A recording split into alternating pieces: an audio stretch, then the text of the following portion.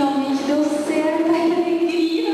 Qual o motivo dessa alegria toda, Estrubi? Laura, que bom que você está aqui. Deixa eu te contar uma coisa, você vai acreditar, minha irmã.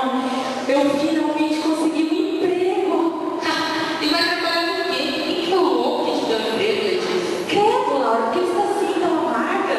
Ai, deixa pra lá, vai. Mas olha só, deixa eu te contar como que aconteceu. Tá bom, Letícia, conta. Pra mim não vai fazer a mínima diferença. Laura, eu estou tão feliz que eu vou ignorar seu amor e vou contar assim mesmo. Eu fui indicada por uma amiga para trabalhar em uma empresa como auxiliar de RH. É um cargo baixo, só que lá eles têm plano de carreira. E eu posso chegar a supervisora, eu posso chegar a ser gerente. Laura, imagina sua irmã sendo gerente. Eu vou poder até comprar um carro, meu tanto sonho. Ser gerente, comprar carro. Você não sabe nem se vai conseguir entrar nessa empresa, Letícia. Não, Laura, eu já fiz a entrevista e passei. E eles me disseram que é só preparar a documentação, que eu começo na segunda-feira. Peraí, mas será que mesmo assim pode não dar certo? Ai, meu irmão, certo pode até estar. Agora você permanecer, Letícia, me poupe. Ainda mais você que é seu sobremesa. Não, ainda nem me falar de comprar carro. Será que você não quis dizer uma carroça? Nem a habilitação você conseguiu tirar? Mas, Laura, eu vou tentar novamente, eu só tentei 5 vezes. Acorda, Letícia, não era nem pra você ter nascido. O pai queria um menino. Por causa disso, a mulher deve nunca te importar, sabia? E outra, eu tenho certeza que se fosse um menino, já teria tirado a habilitação, ó. Mas não, né, Letícia? Você é lerda demais pra isso. E ainda ficar aí sonhando em ser gerente e comprar carro. Laura, eu não tô entendendo. Por que você está fazendo isso comigo? Por que você está falando assim? Fala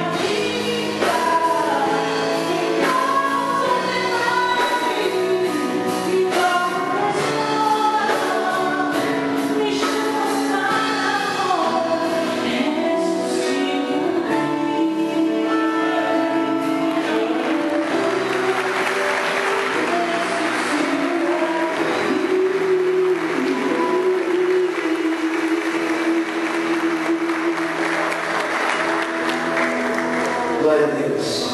Aleluia. Deus tem uma nova vida para você hoje.